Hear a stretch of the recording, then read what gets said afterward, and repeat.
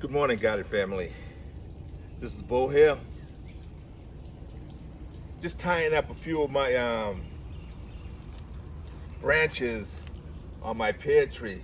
It's almost, well, over here it's about 1.5 feet from reaching the destination that I wanted to grow to. This one already has, and the one down there already have. I just got these two here, but this tree's doing fantastic. Espalaer.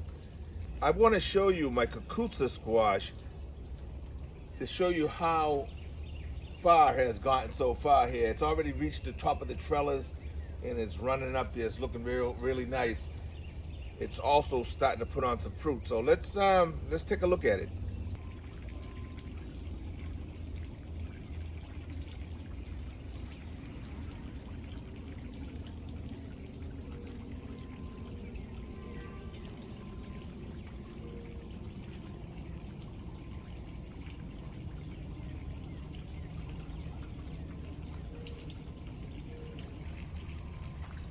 As you can see here, the male flowers are out.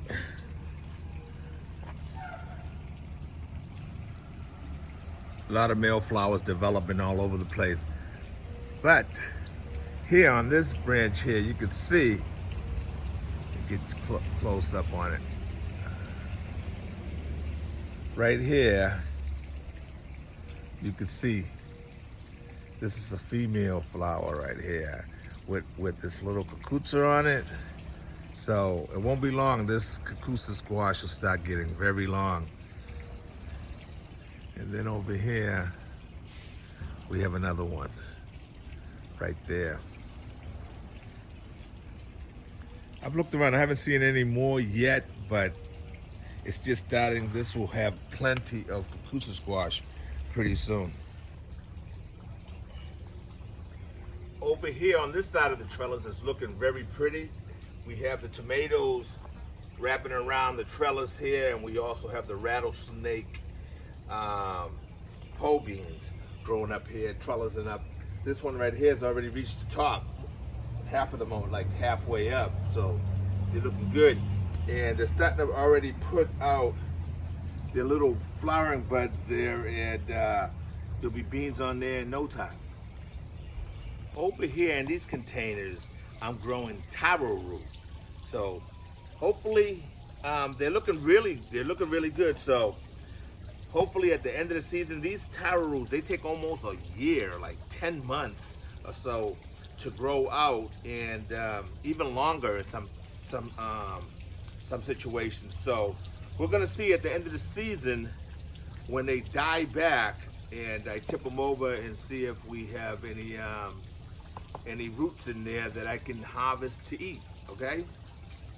Looking really nice. Over here, we're at my 6-container pole bean trellis area. So these are all pole beans here, and then trellis up this little makeshift trellis that I put up there. Also, we also have down there, we have some other stuff in there as well. I'll show you over here, we have some cilantro. This is the little onions in here. We have some beets growing in there as well. This is chives. We have some chives growing right there. And these are little radishes right there, growing right there. So we have multiple stuff growing right there in those containers. Starting to look really nice. So let's take a look at the Survival Seeds 2024 container garden, see how it's doing. As you can see, it's lush with plants. They already reached the top of the trellis. The butternut squash, kidney beans. Here's some kidney beans growing really nice up in there. We have beets in there. We have pepperoncini, tomatoes. These are the Mariana tomatoes. As you can see, they're All flowering really nice. Lots of flowers on them. Lots of butternut squash growing.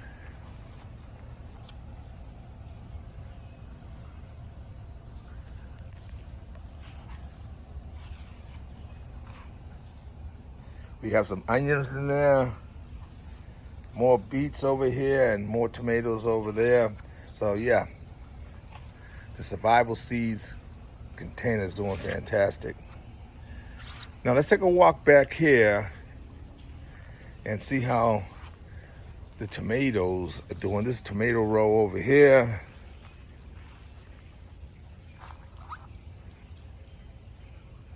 It's kind of blurry because of the sun. Let me try to, let me work it from this side over here.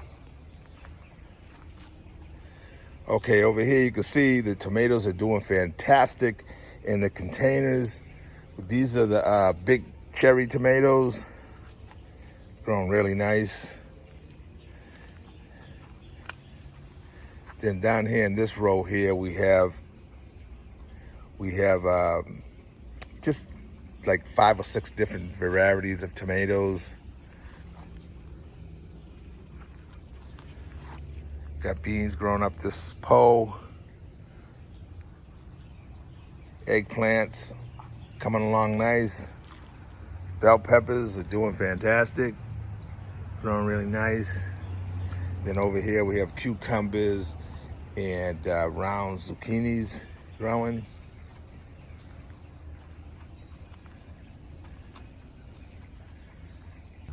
Over here we have the raspberries coming along.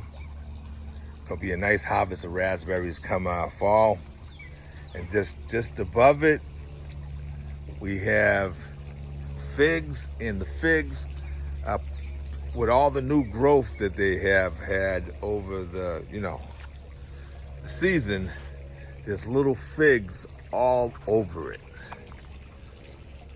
They're all, like if you look closely in the joints there, you can see the little figs developing all over.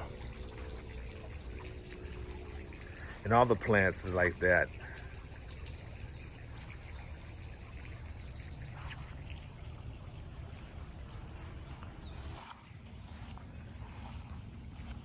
The blueberries are getting very close, almost, but not quite.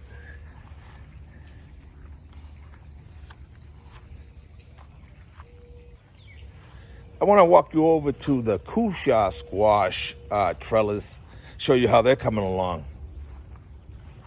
Now I built this trellis over here, slow surface to the ground trellis, and I built that there just to keep the cusha squash off of the surface of the ground there, so they don't get ruined by bugs and whatnot. So let's take a look at them, see how they're doing.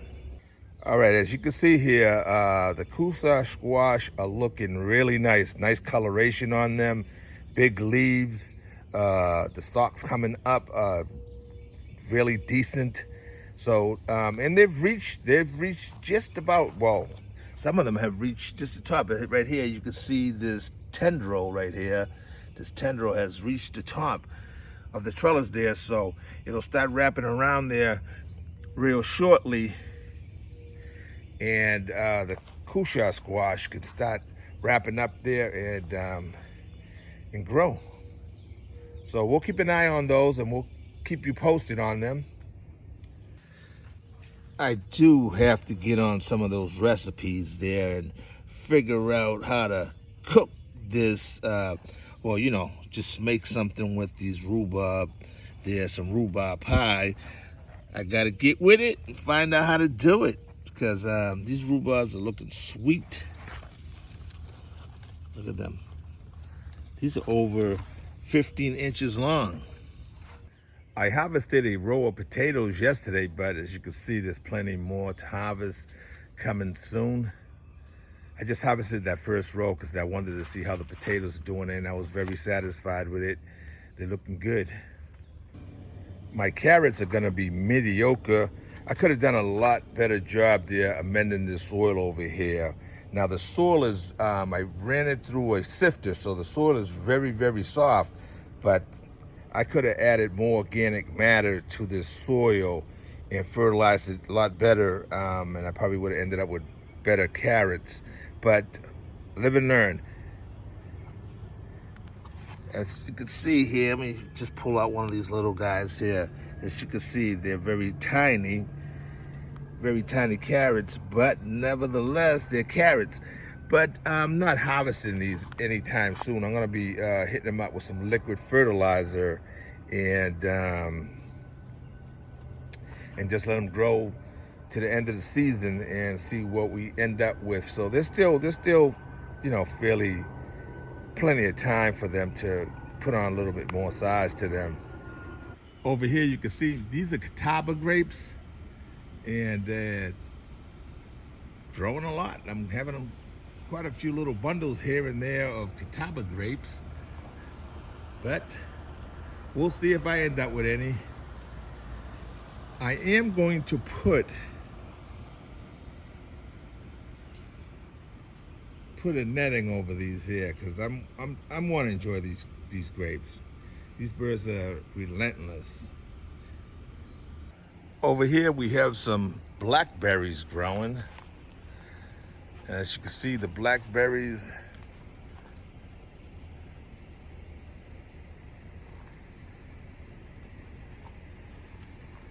are growing really nice over here. Lots and lots of blackberries. Let me show you down here at the bottom here, right? How the blackberry and God is good, right? So we have all those blackberries growing up there. And then right here, you can see this new fresh red stock coming up here. This is for next year, right? Here's your next year's cane coming up right here. And we have another cane over there. And then back here on this side here, we have another new cane just growing up there. It's all the way up here, the new cane. You can see it growing all the way up here where I tied it off. So we'll probably get a few more canes from there, and those will be next year's